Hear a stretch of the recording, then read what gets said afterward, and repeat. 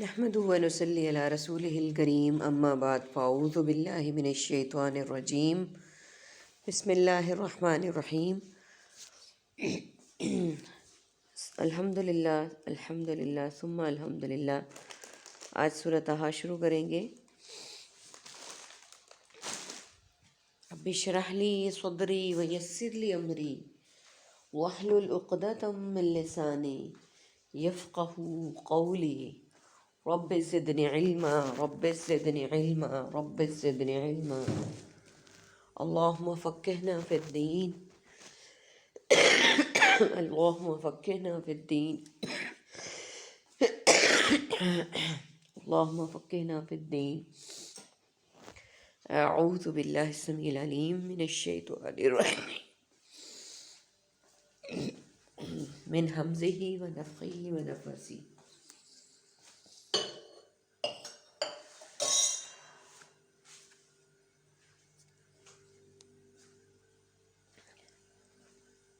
طٰہٰ ما انزلنا علیک القرآن لتشقی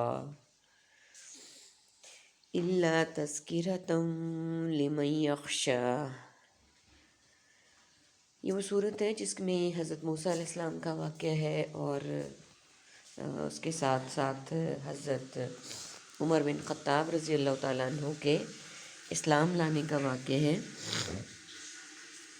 اور یہ آیات جو شروع کی ہیں یہ حضرت عمر بن خطاب کے اسلام لانے کا باعث بنی تھی۔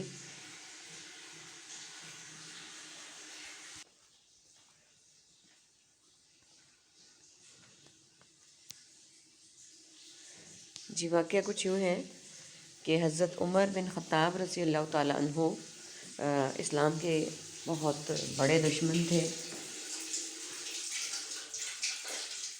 بہادر تھے۔ اسلام لانے کے بعد بھی ان کو بہت بہادر رہے۔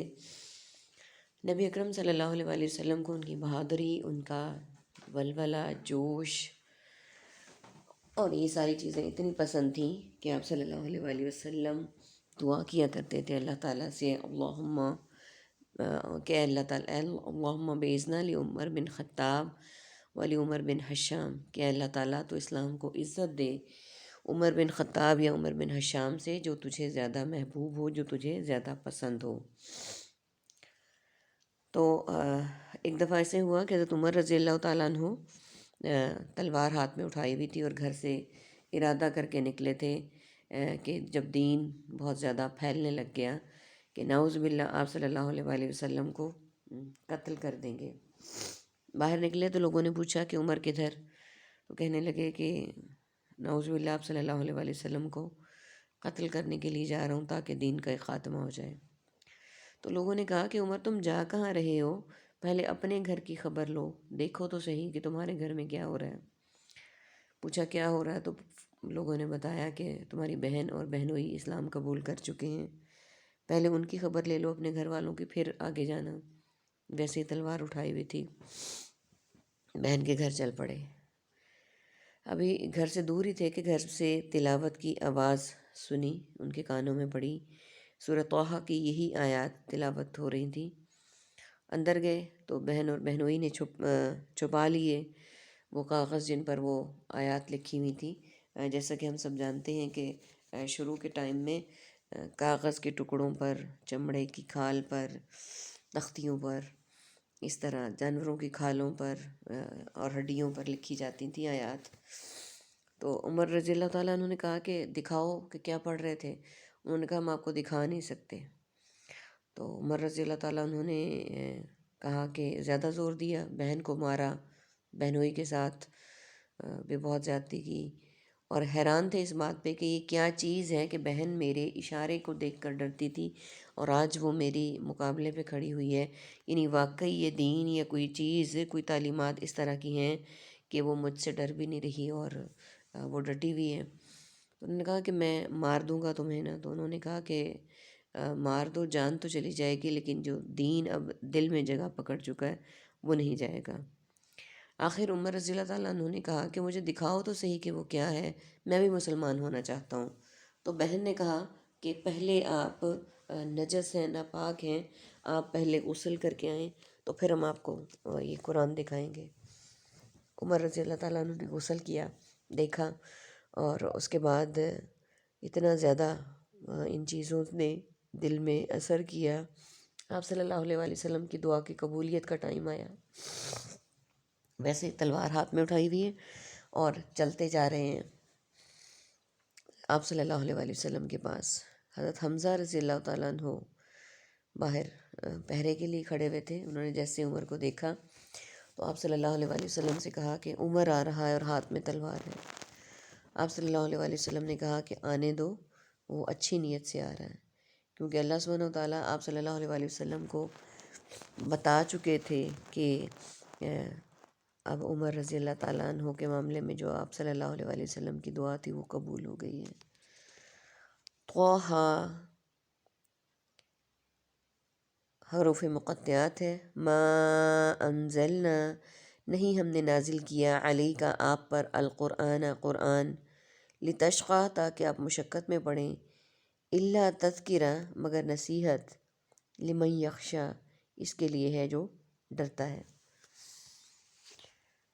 ابتدائی آیات ہیں، اللہ سبحانہ و تعالیٰ آپ صلی اللہ علیہ وآلہ وسلم کو مخاطب کر کے کہہ رہے ہیں کہ ہم نے قرآن کو اس لیے نہیں نازل کیا کہ آپ مشقت میں پڑ جائیں، یعنی پڑھنے کے لحاظ سے بھی اور تبلیغ کے لحاظ سے بھی، دونوں معاملات سے، مگر یہ تو نصیحت کرنے کے لیے ہے اس کو جو ڈرتا ہے، یعنی یہ تو اللہ کا پیغام ہے نصیحت کا اس کے لیے جو ڈرتا ہے، اس کے لیے جو اللہ تعالیٰ کا خوف رکھتا ہے، اس کے لیے جو اسلام میں داخل ہونا چاہتا ہے، اس کے لیے جو تقوی اختیار کرنا چاہتا ہے، یعنی یہ اس لیے نہیں ہے۔ اور یہ بھی بتایا گیا کہ آپ صلی اللہ علیہ وآلہ وسلم کے ساتھ ہی صرف یہ نہیں کیا جا رہا، یہ تمام لوگ آپ صلی اللہ علیہ وآلہ وسلم سے پہلے آنے والوں کے ساتھ بھی ایسے ہی کیا کرتے تھے۔ میننگز کو دیکھ لیتے ہیں۔ انزلنا نازل کیا، ہم نے نازل کیا، نازل نزول انزال منزل من اللہ، علی کا علیحدہ، علی الاعلان اور علی العموم، لتشقیٰ مشقت، محنت و مشقت، تذکرۃ ذکر، اذکار تذکرہ اور مذاکرہ، یخشیٰ خشیت الہی، عربک کا ورڈ آیا مبارکہ کے اس حصے میں کوئی بھی نہیں ہے۔ آگے چلتے ہیں۔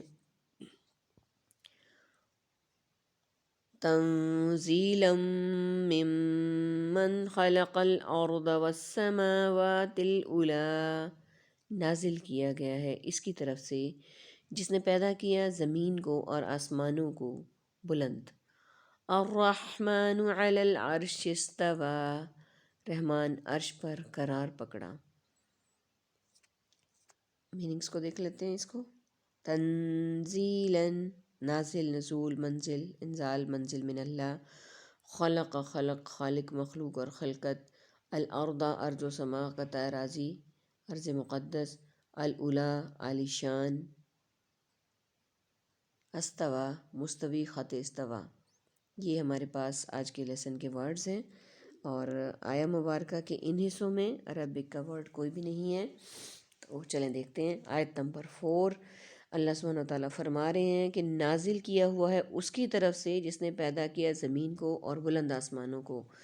کہ کفار و مشرکین جو کہتے تھے نعوذ باللہ آپ صلی اللہ علیہ وآلہ وسلم یہ کلام خود بنا لائے ہیں یا آپ کی طرف سے لکھا گیا، تو ان کو واضح کر دیا گیا کہ یہ اس رب کی طرف سے نازل کیا گیا ہے جس نے زمین اور آسمانوں کو پیدا کیا، خالق کائنات کی طرف سے ہے، اور وہ رحمان ہے جس نے عرش پر قرار پکڑا ہے۔